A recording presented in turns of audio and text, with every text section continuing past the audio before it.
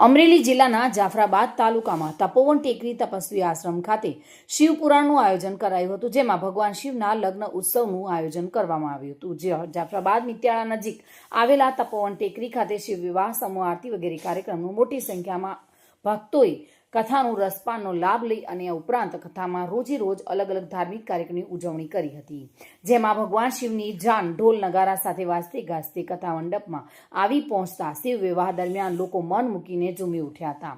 અને તેમાં પણ ખાસ કરીને કથાના વક્તા એવા નીલકંઠભાઈ વડિયા દ્વારા કથાનું રસપાન કરાવવામાં આવ્યું હતું, ત્યારે મોટી સંખ્યામાં લોકો ઉપસ્થિત રહ્યા હતા અને કથાનું રસપાન કર્યું હતું।